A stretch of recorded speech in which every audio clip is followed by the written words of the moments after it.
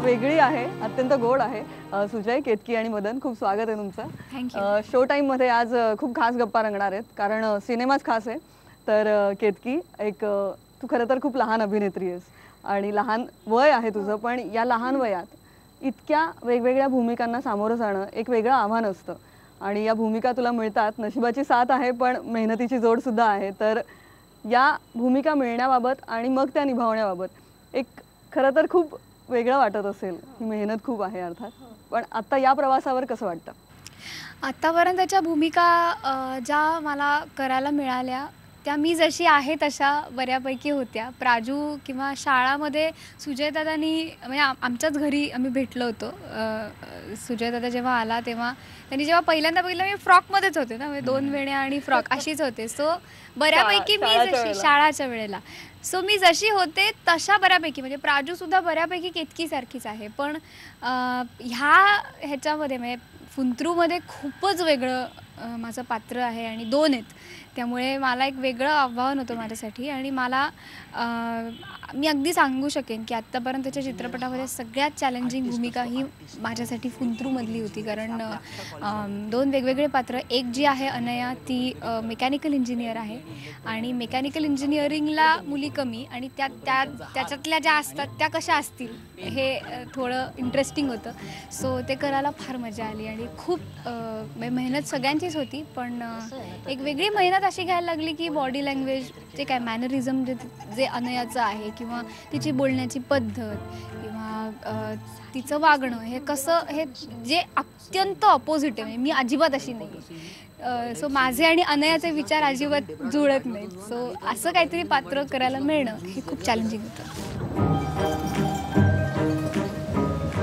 ही पोरगी मेकॅनिकल करते रे, पण कसं आहे ना तत्यंदा तायबू, पोरींना त्यांच्यासाठी काहीतरी केलेलं आवडतं.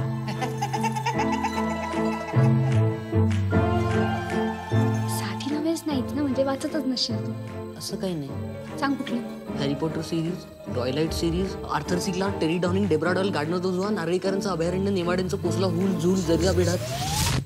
नेहमी जेव्हा तुझा सिनेमा येतो तेव्हा नावापासूनच सुरुवात होते की आता काय नाव आहे, आणि फुंतरू हे नावच इतकं आकर्षक होतं. मागच्या वर्षभरापासून आम्ही ऐकतोय आणि काय असेल हे, अशी एक उत्सुकता निर्माण झाली होती. तर आधी या नावाविषयी सांग की हे नाव कसं सुचलं?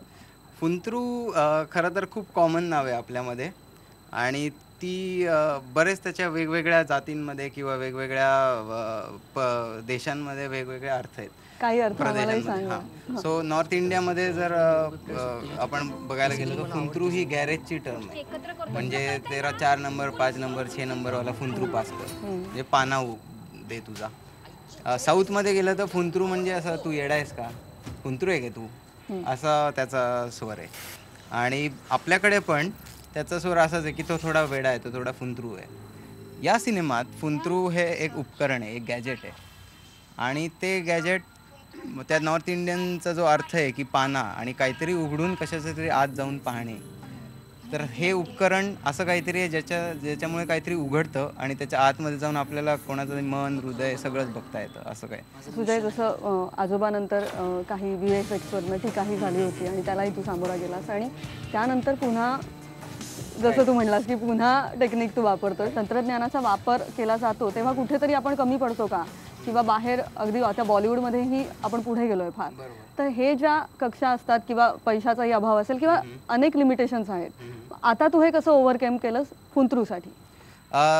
तुझं बघितलं तर शाळा आजोबामध्ये एक जी लॅकिंग होतं ते की ते विषय जे होते ना, म्हणजे आजोबामध्ये खास करून आजोबा हा विषय मोठ्या बजेटचा किंवा याचा होता आणि तो सतत हा अट्टाहास की हा तेवढ्यात बसवा किंवा तेवढ्यात आणा, याच्यामुळे कुठेतरी त्याला ती जी जोर लागत होता तो कमी पडला. इथे काय झालं आहे फुंतरूमध्ये, एक तर अभ्यास खूप छान झाला, भरपूर वेळ मिळाला, 6-8 महिने प्री प्रोडक्शन केलं, प्रत्येक सीनचं चित्र काढलं ऑलमोस्ट. कारण जेव्हा तुम्ही अख्खा अर्धा सिनेमा क्रोमावर करताय तर ते कसं दिसणार आहे याचं खूप पहिल्यापासनं हे हवं. आणि माझं थोडंसं इंटरनॅशनल शिक्षण झाल्यामुळे, या परदेशात झाल्यामुळे त्याचा थोडासा एक अनुभव होता की हे कसं करता येईल, यावेळेस कसं पुल ऑफ करता येईल. आणि मला खरंच आत्ता आनंद वाटतो मी जेव्हा फिल्म बघतोय तेव्हा की तुम्हाला खरंच सिंड्रेला, ॲलिस इन वंडरलँड इथपर्यंत मी या सिनेमात घेऊन जाणार आहे, किंवा स्मॉल वंडर. येस.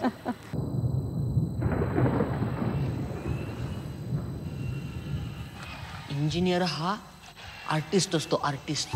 एक फकीर इंजिनियर आहे, हे आपल्या अख्ख्या कॉलेजला माहिती आहे. न्यूटन आणि फॅरेडे दोघंही गरीब घरातून आले. ग्रॅव्हिटी आणि इलेक्ट्रोमॅग्नेटिझमचा शोध लावल्यानंतर त्यांनी पोरी पटवल्या. तोपर्यंत त्यांचा हात आणि पेन.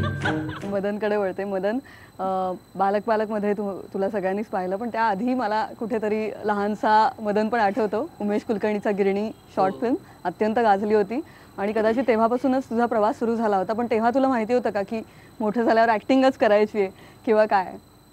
नाही, म्हणजे तेव्हा माझ्याकडे कामं येत होती. म्हणजे मेनली FTIच्या शॉर्ट फिल्म्स येत होत्या, त्या करत होती. मुलं मग पुढे मुंबईत आली, मग त्यांनी बोलवलं. सो मी असं करत होतो. पण मी साधारण 9वी-10वीत असताना मी सिरियसली हा विचार करून निर्णय घेतला की ठीक आहे, आपल्याला काय करायचं आहे, आपल्याला पुढं काय सायन्सला जाऊन पुढं असं काही करायचं आहे का. मी तेव्हाही माझ्या डोक्यात हा एक विचार होता की पुढे जाऊन काय सॉफ्टवेअर इंजिनिअरिंग किंवा हार्डवेअर इंजिनिअरिंगमध्ये पडावं. ते मी या फिल्ममध्ये करतोय, सॉफ्टवेअर इंजिनियर आहे मी. पण मग मी तेव्हा हा निर्णय घेतला फायनली की ठीक आहे, मग आता इतकी वर्ष आपण हे करतोय ना. मग तेव्हा माझ्या सिरियसली हे लक्षात आलं की 4थीपासून मी काम करतोय आणि मी दुसऱ्या कशाचा तितक्या सिरियसली विचार केला नाही की उठता बसता सकाळी ते दुपार संध्याकाळ. अभिनयाकडे असं नाही. मग मी असा विचार केला, मग फक्त एका गोष्टीसाठी स्वतःला सीमित ठेवायला नको. मग जे काही करायचं ते मी आयुष्यात चित्रपट या माध्यमाशी निगडीत काहीतरी करीन. मग मी आता एडिटिंग शिकतोय त्याच्यामुळे. हो, हा, मी ते लहानपणापासून थोडी भोचक प्रवृत्ती, त्याच्यामुळे मी खूप असे प्रश्न विचारत असायचो असं की हे काय हे काय हे काय काय. आणि सुदैवाने लोकही अशी माझ्या बरोबर होती की जे मला नीट समजावून सांगायचे. पण मग त्याच्यामुळे असं ती माहिती वाढत गेली, ज्ञान वाढत गेलं. मग मला ह्या माध्यमाची आवड खूप निर्माण झाली. मग मी ठरवलं की जे काही करीन मी ती ह्याच माध्यमाशी निगडीत करीन. स्वप्नातल्या परीसारखी कहाणी जशी ती चित्रातल्या रंगातून सजावी तशी. मी असा वेडासा कधी थोडासा स्वतःशी हसतो. नशा प्रेमाची तिच्या स्पर्शाची मनाशी जपतो. सुजय, शाळाची शिरोडकर फुंत्रूची अनया म्हणून कशी दिसली? आणि मदनला मी आधी वेगळ्या भूमिकांमध्ये पाहिलं होतं आणि आता मदनचा हा जो एक वेगळाच अवतार समोर आला, म्हणजे कदाचित असा निगेटिव्ह हिरो आम्हाला सिनेमात, मराठी सिनेमात जरा कमी पाहायची सवय. तर हे कास्टिंग कसं सुचलं त्यावर?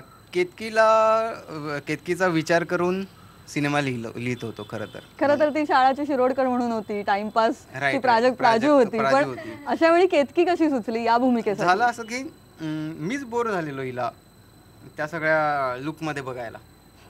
आणि मला असं वाटलं की, आणि केतकी सतत चेंज पाहत होती. आणि आमचं जेव्हा कधी भेट व्हायची तर ती म्हणायची की काहीतरी छान अपस्केल आणि अपटाऊन करूया ना. म्हणजे आपण मराठी आहे तर दरवेळेस आपण असं वर्नॅक्युलर जातो, तर थोडंसं आपण काहीतरी वेगळा विचार, वेगळं बोल्डनेस किंवा जास्त चांगलं अपस्केल प्रोडक्शन स्केल असं काहीतरी करूया. आणि मला काहीतरी वेगळी भूमिका दे ज्याच्यातनं हे होईल. आणि अनयसा त्यावेळेस फुंतरू लिहित होतो. मग असं झालं की केतकीला विचार ठेवून लिहिला तर जास्त तिचं कॅरेक्टर उतरून येईल याच्यात.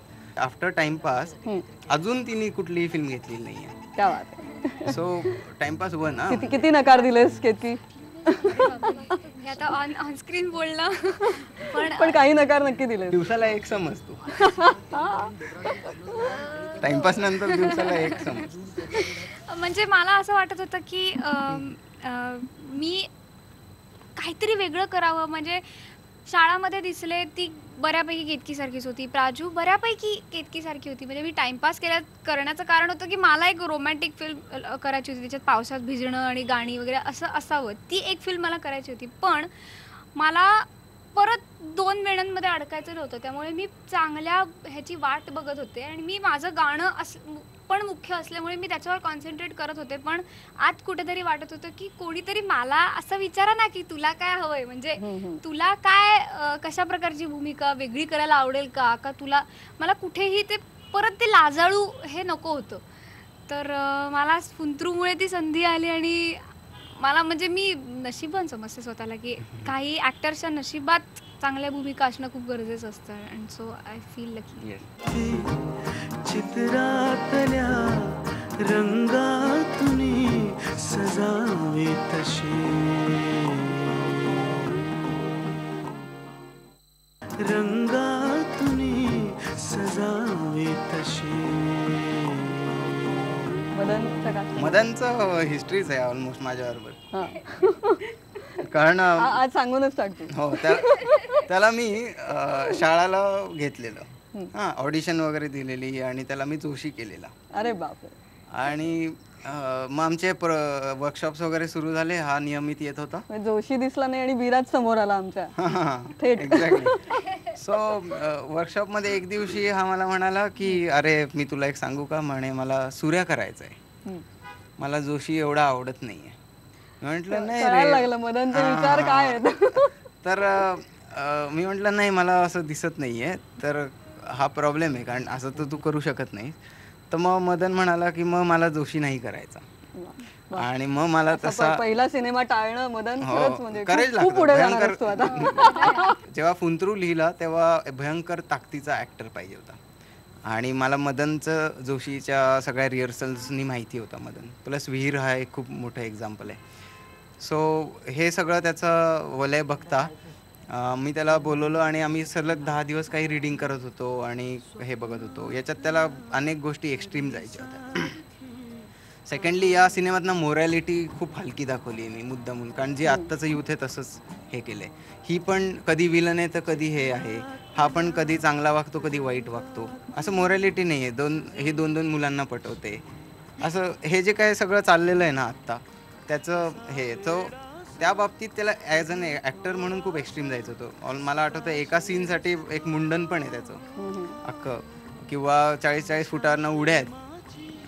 तर हे सगळं एक ताकदीचा ॲक्टर आणि सरळ झोकून देईल असा हवा होता. आणि मदन ते 10 दिवसात मला असा सापडला की हा वीरा करू शकतो. आईची जय त्या सिग्मंड फ्रॉइडच्या आवडते सो.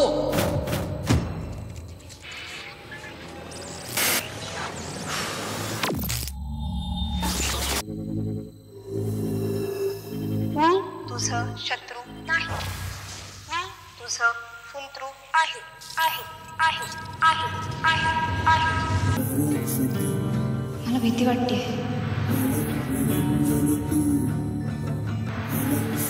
तुला खरं बनवणार आहे, माझं मिशन आहे. या भूमिकेला तू कसा भेटलास?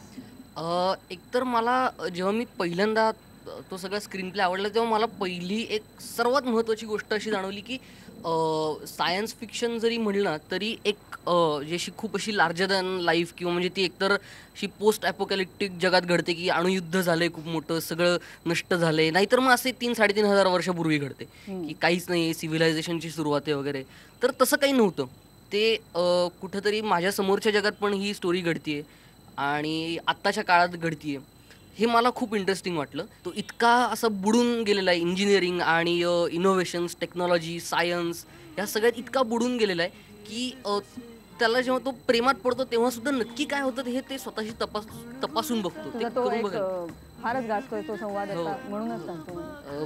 ते असं की तुला बघितलं की माझे primary neurochemicals, neurotransmitter, sex hormones आणि न्यूरोपेप्टाइड्स उत्तेजित होतात. मग टेस्टोस्टेरोन, इस्ट्रोजन, डोपामाइन, व्हॅसोप्रेसिन आणि ऑक्सिटोसिन कार्यान्वित होतात. म्हणजे मेंदूत राईट अँगुलर गायरस, सेरेबेलम आणि ऑक्सिपिटल कॉर्टेक्समध्ये कल्ला सुरू होतो. म्हणजे एखादा माणूस, एखादा पात्र किती या बाबतीत थराला जाऊ शकतं की मला ही मुलगी दिसल्यानंतर काय होतं बाबा, माझं का हृदय जोरात धडधडतं, का माझी कांचीलं गरम होतात, का माझे गाल लाल होतात. तर हे इतका तो रॅशनल विचार करणारा मुलगा आहे. ते माझ्यासाठी खरंच खूप चॅलेंज होतं. तुला भेटलं की माझे प्रायमरी न्यूरोकेमिकल्स, न्यूरोट्रान्समीटर्स, सेक्स हॉर्मोन्स आणि न्यूरोपेप्टाइड्स उत्तेजित होतात. बेसिकली मला आवडतेस तू. खूप गोष्टी एकत्र करतोय, तुला कळतंय का? नको अशी बाबा मुलीसारखी वागू. असं आम्हाला सुजय दादांनी सांगितलं होतं सगळ्यांनाच की तिकडे जाऊन एक पेपरवर जे डायलॉग्स लिहिलेले आहेत आणि मग तिकडे जाऊन ते म्हणजे थोडेसे फार आधी वाचलेले आहेत आणि मग तिकडे जाऊन म्हणणं हे नको आहे. पण आम्ही जवळजवळ 2 महिने आधीपासून पाठांतरच सुरू केलं होतं, कारण ते लिटरली पाठांतर करायचं होतं. कारण your adrenaline is excited because of sudden shock, deep breathing involve so slow and deep inhalation through the nose, usually to a count of 10 followed by slow and complete exhalation for a similar count. The process may be repeated 5 to 10 times several times a day. वा वा वा, यासाठी एक टाळ्या होऊन हे सगळं इतकं फास्ट कळलं मला, पाठांतर चोख आहे. तिला तिच्या डोक्यात जे येतं ती बोलणार. आपण विचार करून बोलतो, तर तो विचार आला म्हणजे तुम्ही माणूस, तुम्ही नॉर्मल ह्युमन बिंग, हे तिकडे नको होतं. त्यामुळे ते इतकं श्वास घेतल्यासारखं नॉर्मल येणं अपेक्षित होतं की खूप खूप पाठांतर केलं, खूप डायलॉग भयंकर डायलॉग, आणि खूप मजा आली. पण कस लागलेला आहे एकंदर यांचं. आणि ब्लिंक नाही करायचं, श्वास नाही घ्यायचा, ब्रीदिंग दिसलं नाही पाहिजे. त्यामुळे त्यासाठी तो बॉडी अवेअरनेस वर्कशॉप होता यांना 1-2 महिन्या आधी, की मी म्हटलं एक 7-8 जण आहेत हे, ह्यांचा जो ग्रुप आहे सगळा, शिवराज, शिवानी वगैरे. सो त्या सगळ्यांनाच म्हटलं डान्सिंगला पाठवू दे, कारण डान्स कोणाला करायचं नाहीये, पण जाऊ दे, कारण एक रिदम येईल आणि रिदममुळे डायलॉग खूप छान होतात. सो ते यांचे जे कोरिओग्राफर्स होते ऋषिकेश पवार किंवा सारंग साठेनी वर्कशॉप घेतले त्यांचे ॲक्टिंगचे, या दोघांनी ते फार मस्त त्यांच्यात ती हे आणली. प्रोसेस ही तितकीच इंटरेस्टिंग होती, खूप इंटरेस्टिंग होती. आणि मला असं वाटतं की ह्या सगळ्या प्रोसेसमुळे ॲज अन ॲक्ट्रेस म्हणून मला खूप काही शिकायला मिळालं. आणि हे पण कळलं की एखाद्या भूमिकेसाठीचा अभ्यास आपण किती डिटेलमध्ये आपण करू शकतो, हे ह्या फिल्ममुळे मला कळलं. चित्रातल्या रंगातुनी सजावे तसे, रंगातुनी सजावे तसे. शाळाचं हे एक अत्यंत मोठं यश. राईट. आजोबा, संमिश्र प्रतिक्रिया, आणि त्यानंतर फुंतरू समोर आला. राईट. कल्पनेची भरारी नेहमीच खूप मोठी होती, नेहमीच खूप उंच होती, पण Yes. निर्मात्यांची साथ नेहमीच होती नव्हती. आणि त्यातून बऱ्याच एका वेगळ्या स्ट्रगलला, एका यशानंतर सुद्धा एक वेगळं स्ट्रगल सुरू झालं. आणि त्यानंतर मग हा फुंतरूचा प्रवास. बरोबर. कुठेतरी ते स्ट्रगल ही महत्वाचं वाटतं. अगदी भयंकर, कारण त्या क्रिटिसिझममुळे मी एवढा स्ट्रॉंगर अजून बाहेर येऊ शकलोय.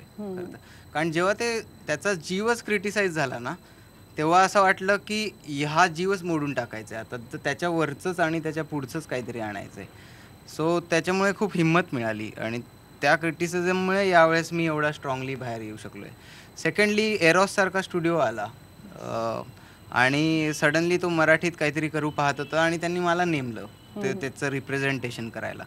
सो ते मला फार इंटरेस्टिंग वाटलं की जबाबदारी तितकीच मोठी, भयंकर. कारण एक तर मी ऑलरेडी घेऊन ठेवलेली जबाबदारी की आता फुंतरू करतोय, आणि सडनली एरॉसचा पाठिंबा मिळणं, याच्यानी काय झालं की ताकद वाढली.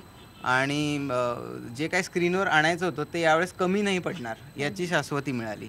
खूप मजा आली. म्हणजे हा मला पहिल्यांदा सांगायचा की तुमच्यातलं ते बॉन्डिंग दिसू देत, आणि मित्रमैत्रिणींचं ते बॉन्डिंग दिसू देत. आणि तो म्हणला की आता जरा गप बसा, जरा शांत बसा, इथपर्यंत. म्हणजे अजूनही आम्ही भेटतो. त्या कोपऱ्यात जाऊन अंगठे धरून उभा राहा, तू त्या कोपऱ्यात अंगठे, एवढंच राहिलो, तेवढंच सांगायचं. हो, इतकंच. म्हणजे आणि खूप खूप मजा केली आम्ही. 6 महिन्याआधी जवळजवळ भेटलो, आणि रोज आम्ही भेटायचो. त्यामुळे वर्कशॉप सकाळी 8 ते 11 मला वाटतं, 8 ते 11 सकाळी डान्स वर्कशॉप, तास 2 तास टाइमपास करायचं, मग ऑफिसवर राहायचं, मग तिथं फिल्म्स फिल्म्स बघायच्या. आणि रोज आम्ही अख्खं स्क्रिप्टचं वाचन करायचो. पाठांतर म्हणजे असं शिक्षकासारखं बसून घेतलंय. आणि मग असे काही ठराविक दिवस आम्ही मध्ये मध्ये असे ठरवून घेतले असं की जी, मग तेव्हा सुजय सांगायचं की ही वेळ आहे, याच्यात तुम्ही तुमचे प्रश्न आणि शंका घेऊन या माझ्याकडे. सुजय डहाकेंची शाळा तिथेही सुरू होती. हो, चांगलीच. आणि सगळ्यात मज्जेशीर भाग असा, हे सगळं रात्री घडायचं. संध्याकाळी 5:30 ते सकाळी 8 आम्ही शूट करायचो. त्यामुळे ते खूप जास्ती एक वेगळं. 25 दिवस होल नाईट. 25 दिवस होल नाईट. आणि ग्रीन स्क्रीन, ते हिरवं, कुठेही झाड जरी बघितलं तरी म्हणजे आता मला हे होतं की फुंतरू हा सिनेमा आता मी इतकं काय काय सांगितलं, त्यामुळे उत्सुकता तर वाढलेलीच आहे. मी नक्की बघणार आहे, आणि प्रेक्षकांनी का पाहावा हे आता त्यांना सांगा. तुम्ही तुमच्या मुलांना, लहान मुलांना आजच्यापर्यंत सिंड्रेला दाखवला, जंगल बुक दाखवलं, ॲलिस इन वंडरलँड दाखवलं. आपण लहानपणापासून अनेक वेगवेगळ्या फॅन्टसी स्टोऱ्या बघत आलो. तर जर तुम्हाला एक खरी मराठी फॅन्टसी चित्रपट, लव्ह स्टोरी, एक एपिक लव्ह स्टोरी जर बघायची असेल तर फुंतरू नक्की पाहावा.